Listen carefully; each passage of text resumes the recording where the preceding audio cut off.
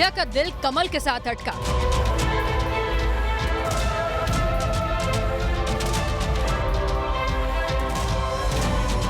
कांग्रेस को लगा जोर का झटका।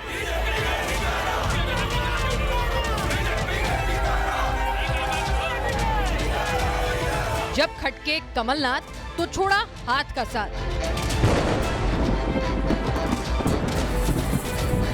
नई पार्टी नई तैयारी, सिंधिया हो गए भगवाधारी।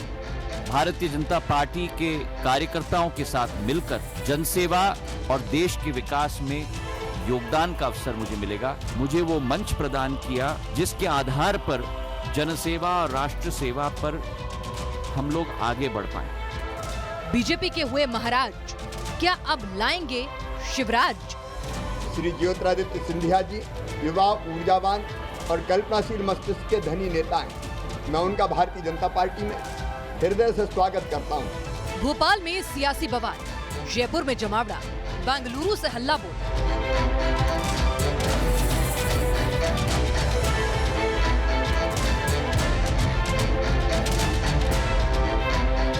क्यों लोग बोले मध्य प्रदेश तो झांकी है, महाराष्ट्र राजस्थान बाकी है।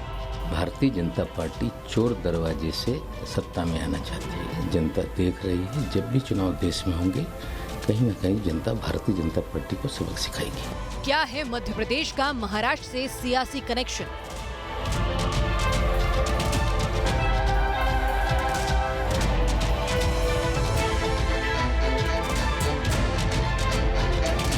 क्यों गुजरात में मैदान में उतरे कांग्रेसी? सीएम विजय रूपाणी जी को हटाने की एक साजिश रची जा रही है, एक स्क्रिप्ट लिखी जा रही है। रूपाणी जी कांग्रेस की चिंता करते हो, कांग्रेस पे आरोप लगा रहे हैं, उसके बदले अपनी कुर्सी की चिंता करें कि आने वाले समय में भाजपा में काफी विधायक बगावत करेंगे। क्या राजस्थान में भी होगा उलटफेर? द ग्रेट पॉलिटिकल ड्रामा से जुड़ी हर बड़ी खबर। वर्तमान में जो स्थिति कांग्रेस पार्टी में है, वो कांग्रेस पार्टी आज नहीं रही जो पहले थी। खलबली है खलबली। खबर का टिकट स्पेशल में आपके लिए सामने लेकर आए हैं सियासत का वो हाई वोल्टेज ड्रामा जिसके ऊपर दिन भर पूरे देश की निगाहें टिकी रही। लंबे सस्पेंस के बाद आखिरकार बीजेपी के हो गए ज्योतिरादित्य सिंधिया। दिल्ली में सिंधिया ने कमल को आगे बढ़ाने का दम भरा तो प्रदेश में सिंधिया खेमे ने भी बगावत का बिगुल फूंक कर कमलनाथ को चुनौती दे दी। और इस सब के बीच कायम रहा सबसे बड़ा सवाल कि अब की बार मध्य प्रदेश में किस कमल की सरकार? छोड़ा हाथ का साथ, अब करेंगे कमल की बात। भारतीय जनता पार्टी के कार्यकर्ताओं के साथ मिलकर जनसेवा और देश के विकास में योगदान का अवसर मुझे मिलेगा। इसके लिए मैं कृतज्ञ हूं इन सभी महानुभावों का। बड़े नेता ने हाथ छुड़ाया, नाथ सरकार पर संकट आया।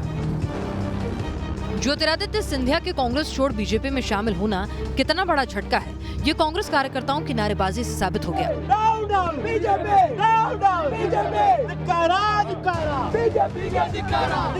गद्दार जैसे शब्दों पर बीजेपी को घेरने वाली कांग्रेस अब खुद गद्दारी के नारों का इस्तेमाल करती हुई नजर आई।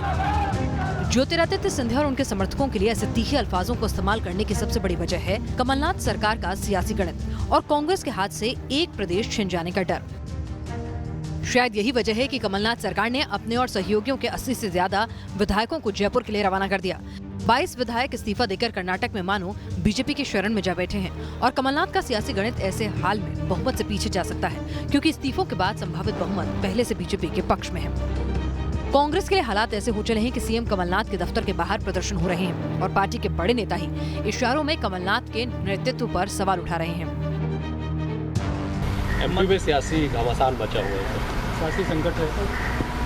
अब ऐसा है कुछ तो मजबूरियां रही होगी, वरना कोई यूं ही बेवफा थोड़ी होता है। सियासी वजूद बचाने के डर को ज्योतिरादित्य सिंधिया की जुबान ने और बढ़ा दिया जब सिंधिया ने रज रज कर पीएम मोदी की तारीफों में कसीदे पढ़े। देश के इतिहास में शायद कोई ऐसा जनादेश किसी भी सरकार को न मिला हो जो एक बार नहीं लेकिन 2 बार हमारे प्रधानमंत्री नरेंद्र मोदी जी को मिला है। और आज देश का नाम जो विश्व स्तर पर उन्होंने बढ़ाया है, योजनाओं की क्रियान्वयन की क्षमता जो उनमें है, जो आज के नहीं लेकिन भविष्य की चुनौतियों को परखना और परखने के बाद उनकी सामना करने के लिए योजना बनाना, ये जो क्षमता उनमें है, मैं मानता हूं कि भारत का भविष्य पूर्ण रूप से उनके हाथों में सुरक्षित है। सिर्फ सिंधिया ही नहीं, कांग्रेस के कुछ नेता भी मोदी सरकार के कुछ कदमों की तारीफ कर चुके हैं। तो क्या ये कांग्रेस के लिए आने वाले तूफान के बड़े संकेत हैं? क्या कांग्रेस के कुछ और बड़े नाम हाथ का साथ छोड़ेंगे? ऐसे में अंदर खाने कयास लगाए जा रहे हैं कि मध्य प्रदेश तो झांकी है, महाराष्ट्र और कांग्रेस शासित दूसरे प्रदेश अभी बाकी हैं। क्या मध्य प्रदेश की तरह महाराष्ट्र में भी कमल खिलाने की कवायद को अंजाम दिया जा सकता है? क्या कर्नाटक की ही तरह एक बार फिर बीजेपी राजस्थान में कांग्रेस को चोट पहुंचाएगी? क्या गुजरात में सत्ता में बैठी बीजेपी कांग्रेस के गढ़ में सेंध लगा देगी? तस्वीरें देखी, सियासी सवाल भी समझे। अब इंतजार है राजनीतिक गुणागणित का, यानी सरकार किसकी बनेगी? क्या कमलनाथ अपना गढ़ बचा पाएंगे या फिर सिंधिया के साथ मिलकर शिवराज दोबारा कमल खिलाएंगे? Team news nation. तो अब की बार किस कमल की सरकार, यही सवाल अब देश के सियासी माहौल में सबसे ऊपर गूंज रहा है। कमलनाथ के लिए सरकार बचाना अग्नि परीक्षा से कम नहीं। जिस तरह सिंधिया और उनके खेमे के विधायकों ने बगावती तेवर दिखाते हुए सीधे इस्तीफे दिए, वो बताता है कि कमलनाथ के लिए सरकार बनाना आसान नहीं होगा। शिवराज का कॉन्फिडेंस भी जाहिर करता है कि उनके हाथ में कोई काम की कौड़ी है जिसका इस्तेमाल कर वो दोबारा मध्य प्रदेश में कमल राज को स्थापित करेंगे। कोई ये चिंता मत करना कि हमारा क्या होगा, मैं हूं ना शिवराज सिंह चौहान, टाइगर अभी जिंदा है। वो भी 20 तारीख थी, ये भी 20 तारीख है। 20 दिसंबर 2018 को शिवराज सिंह चौहान ने कहा था कि टाइगर अभी जिंदा है, और 15 महीने बाद 20 मार्च को इशारा मिला कि टाइगर यानी शिवराज सिंह चौहान दोबारा सत्ता में लौट सकते हैं। इन 15 महीने में क्या हुआ ये बाद में सोचिएगा। सवाल ये कि आने वाले कुछ दिनों में क्या होने वाला है। जरा मध्य प्रदेश के सियासी गणित पर नजर डालिए। मध्य प्रदेश विधानसभा की कुल तादाद है 228, जिसमें से 22 कांग्रेसी विधायक इस्तीफा दे चुके हैं, यानी विधायकों की तादाद हुई 206 और सरकार बनाने के लिए बहुमत का आंकड़ा बना 104। ऐसे हालात में कांग्रेस के पास 92 विधायकों का समर्थन होगा, जबकि बीजेपी के पास है 107 विधायकों का समर्थन, यानी बहुमत के इस संभावित आंकड़े से 3 ज्यादा। इसी संभावित आंकड़े ने शिवराज सिंह चौहान समेत प्रदेश बीजेपी का कॉन्फिडेंस ऊपर कर दिया है। मैं उनका भारतीय जनता पार्टी में हृदय से स्वागत करता हूं और मुझे विश्वास है कि उनके भारतीय जनता पार्टी में आने से मध्य प्रदेश में पहले से ही मजबूत भारतीय जनता पार्टी और मजबूत होगी और पूरे देश में भी उनकी सक्रियता का लाभ भारतीय जनता पार्टी को मिलेगा। श्री ज्योतिरादित्य सिंधिया का भारतीय जनता पार्टी में आने का मैं बहुत बहुत स्वागत करता हूं। वो एक जनाधार के नेता हैं, लोकप्रिय छवि है उनकी, और कांग्रेस में जब वो थे तब भी वो एक बड़े जनाधार के नेता थे, लेकिन कांग्रेस ने उनकी जिस तरह से उपेक्षा की, जिस तरह से उनके साथ व्यवहार किया, उससे तो कहीं ना कहीं वो दुखी थे ही, लेकिन वो भारतीय जनता पार्टी के साथ आए। हम उनका स्वागत करते हैं और निश्चित तौर पर मध्य प्रदेश की राजनीति में इसका बड़ा प्रभाव पड़ेगा। बेंगलुरु में टिके इस्तीफा दे चुके 22 विधायकों ने ही कमलनाथ की टेंशन हाई कर रखी है। शायद इसी वजह से आनन फानन में डीके शिवकुमार को कर्नाटक कांग्रेस का चीफ बना दिया गया और शिवकुमार ने ऐलान किया कि Congress is an organisation, no one can destroy this organisation. We have our own history, we have our own cadres. Leaders may come, leaders may go. That doesn't make any difference. We are on ideology. We have our own party cadres throughout the country. Anytime we can raise, we will raise. लेकिन शिवकुमार का यह दावा मजबूत कम, हवा हवाई ज्यादा नजर आता है, क्योंकि सिंधिया के नाम पर इस्तीफे की तलवार लहराने वाले विधायक लगातार अपनी बागी जुबान तेज किए हुए हैं। कि गद्दारी ज्योतिरादित्य सिंधिया जी ने नहीं की, उनके साथ गद्दारी कांग्रेस पार्टी और कमलनाथ जी ने की। क्या मध्य प्रदेश में जनता के साथ छलावा कांग्रेस ने नहीं किया? 10 दिन का कर्ज माफी का जो ऐलान किया था, क्या हुआ उसका? हम पूछना चाहते हैं। आज हम क्षेत्र में जाते हैं तो जनता हमसे पूछती है कर्ज माफी का क्या हुआ? क्या आने वाले समय में कांग्रेस पार्टी नेस्तनाबूद हो जाएगी मध्य प्रदेश के अंदर? महाराज की जो अपेक्षा उनने की है कांग्रेस वालों में इतनी तो बीजेपी में भी कभी नहीं हुई थी। हमने भी 10 साल बीजेपी में रहे हैं विधायक बन करके, तो इतना बुरा हाल नहीं था जितना कमलनाथ जी ने कर दिया। सब स्वेच्छा से आए हैं, किसी के दबाव में नहीं है, कोई किसी के संपर्क में। सिंधिया जी जो निर्णय करेंगे उनके हर निर्णय में पूरे 22 विधायक उनके साथ थे, हैं और रहेंगे। इस सियासी उठापटक के बीच कुछ बातें बीजेपी के खेमे को लेकर भी उड़ी। ज्योतिरादित्य को राज्यसभा के टिकट का तोहफा दिए जाने की खबर है और अगर ऐसा हुआ तो बीजेपी के बड़े नेता प्रभात झा का टिकट कट सकता है। अचानक खबरें उड़ी कि प्रभात झा इस फैसले से नाराज हैं। फौरन प्रभात झा भी मैदान में उतरे और ट्वीट कर सफाई दी। निरर्थक और निराधार खबरों से मेरा कोई संबंध नहीं है। इस शरारतपूर्ण खबर की मैं भर्त्सना करता हूँ। मेरी प्रामाणिकता, नैतिकता और पार्टी निष्ठा को कोई चुनौती नहीं दे सकता। प्रभात झा ने डैमेज से पहले कंट्रोल किया और शिवराज की राह को शायद कुछ हद तक आसान कर दिया। असल चुनौती कमलनाथ के सामने है। सरकार बनती देख बीजेपी के खेमे में सेंध लग पाएगी ये मुश्किल है और 22 इस्तीफों के बाद कमलनाथ का गणित गड़बड़ा चुका है। Team news nation. Madhya Pradesh की सियासी उठापटक को महाराष्ट्र से जोड़कर देखा जा रहा है। राजनीति के पंडित कयास लगा रहे हैं कि मध्य प्रदेश जैसा ही कुछ बीजेपी महाराष्ट्र में भी दोहरा सकती है। सत्ता में शामिल दलों की जुबान भी इस सियासी डर का इशारा कर रही है। तो क्या महाराष्ट्र में जो मंजिल अजीत पवार के चलते हाथ से छूट गई थी, बीजेपी उसे फिर से हासिल करने के लिए जोर लगाएगी? सिंधिया जब चाहे बात कर सकते थे। ये था राहुल गांधी का वो बयान जो ज्योतिरादित्य सिंधिया की पार्टी छोड़ने के बाद सामने आया। बयान में राहुल गांधी ने कहा, सिंधिया के साथ मेरे संबंध बहुत अच्छे थे। वो कभी भी मेरे घर आ सकते थे, मुझसे बात कर सकते थे। राहुल गांधी के बयान को लेकर राजनीति के पंडितों ने कहा, राहुल उसकी बात कर रहे हैं जो बीत गया और बीजेपी आने वाले कल की तरफ देख रही है। इन्हीं आकलनों से पैदा हुआ कयास कि क्या मध्य प्रदेश की तरह महाराष्ट्र में भी सत्ता परिवर्तन होगा। इस कयास को बल मिला एनसीपी नेता नवाब मलिक के बयान से, जिन्होंने बिना किसी हवा के दावा किया कि महाराष्ट्र में गठबंधन सरकार पूरे 5 साल चलेगी। जिस तरह से मध्य प्रदेश में राजनीतिक खेल हो रहा है, भारतीय जनता पार्टी चोर दरवाजे से सत्ता में आना चाहती है।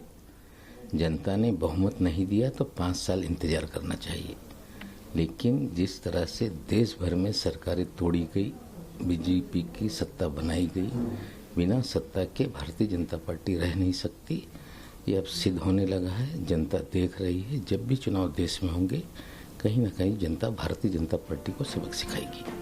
ऐसे में सवाल पैदा हुआ कि जब कोई सुगबुगाहट ही नहीं है तो आखिर सरकार में सहयोगी सरकार को बचाने का दावा क्यों कर रहे हैं? क्या सत्ता पक्ष को अंदर खाने बीजेपी की किसी प्लानिंग की भनक है? हालांकि बीजेपी साफ कह रही है कि महाराष्ट्र में सरकार गिराने की कोई जरूरत नहीं। बिना विचारधारा का ये गठबंधन जल्द अपने आप गिर जाएगा। मध्य प्रदेश में सरकार 20 अगर एमएलएज अगर कांग्रेस के इस्तीफा देते हैं तो वहां पर सरकार को बहुमत सिद्ध करना बहुत मुश्किल होने वाला है। मध्य प्रदेश मध्ये जे काही काल महाराष्ट्राची सरकार स्थिर है। वजह सिर्फ बीजेपी की कोई कथित या संभावित प्लानिंग ही नहीं, बल्कि गठबंधन के अंदर लगातार पैदा हो रहे मतभेद हैं। मुस्लिम आरक्षण, सीएए और एनआरसी को लेकर शिवसेना, कांग्रेस और एनसीपी के बीच मतभेद की खबरें लगातार आई हैं। कांग्रेस के बड़े नेता बजट जैसे मुद्दों पर उद्धव को निशाने पर ले चुके हैं। इन मतभेदों के साथ एक सियासी समीकरण देवेंद्र फडणवीस का नाम भी है। माना जा रहा है कि बीजेपी से दूर जाने के पीछे शिवसेना की एक वजह फडणवीस भी थे। अगर बीजेपी फडणवीस के सिवा किसी और चेहरे को आगे लाती है तो मुमकिन है कि शिवसेना दोबारा गठबंधन के लिए सोचने पर मजबूर हो जाए। इन कयासों संभावनाओं के बीच महाराष्ट्र का विधानसभा गणित भी समझ लीजिए। 288 सदस्यों वाली महाराष्ट्र विधानसभा में फिलहाल शिवसेना के 56, एनसीपी के 54 और कांग्रेस के 42 विधायक समेत 16 अन्य विधायकों के साथ गठबंधन के पास 168 विधायकों का समर्थन है। वहीं बीजेपी के पास 105 अपने विधायक हैं, 10 अन्य विधायकों का समर्थन है, यानी बीजेपी के पास हैं 115 विधायक। अगर शिवसेना को बीजेपी अपने खेमे में लाने में कामयाब होती है या फिर 30 विधायक दूसरे दलों से टूट जाते हैं तो बीजेपी के लिए महाराष्ट्र में सरकार बनाना दूर की कौड़ी नहीं रह जाएगा।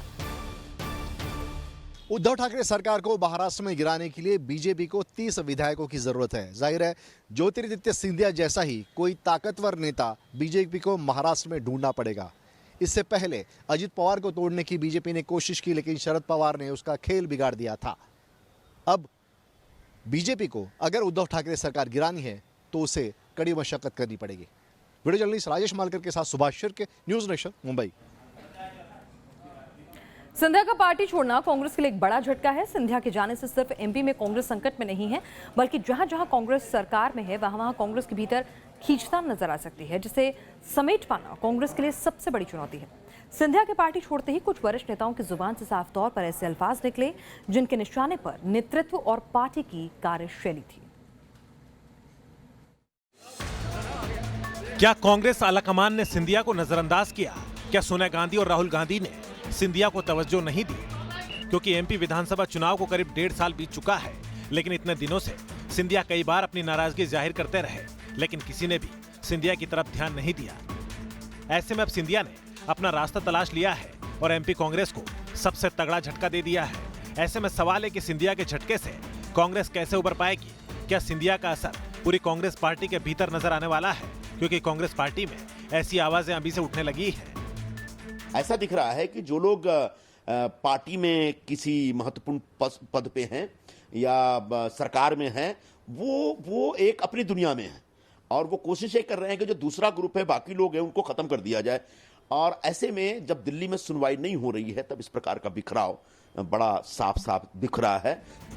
सिंधिया अकेले नेता नहीं है जो लंबे वक्त से पार्टी के फैसलों से खुश नहीं थे, क्योंकि राजस्थान में सचिन पायलट और महाराष्ट्र में मिलिंद देवड़ा का नाम भी इसी फहरिस्त में आता है, जो कहीं न कहीं खुश नहीं है। ऐसे में इसकी चर्चाएं गर्म होने लगी हैं कि एमपी के बाद अगला नंबर महाराष्ट्र और राजस्थान का हो सकता है। ऐसे में कांग्रेस कैसे अपने नाराज युवा नेताओं को मना पाएगी और कैसे पार्टी के भीतर वरिष्ठ और युवा नेताओं के बीच तालमेल बिठा पाएगी, ये सबसे बड़ी चुनौती है। क्योंकि कांग्रेस के अंदर खाने अब ऐसे सवाल सामने आने लगे हैं। लोकसभा चुनाव हारने के बाद मुझे लगता है शिंदे जी को दरकिनार कर दिया है और मुझे लगता है कोई एक युवा नेता होता है, उसके मन में असंतोष तो निर्माण होता है। उनको संभालना चाहिए था, उनको संभालना चाहिए था। उनकी ताकत को ठीक तरह से ये लोगों ने जोखा नहीं है। सिंधिया के जाने से कांग्रेस के भीतर घमासान मचा है और जो लोग अभी तक चुप थे वो अब दबी जुबान में ही सही अपने मन की बात आलाकमान तक पहुंचा रहे हैं।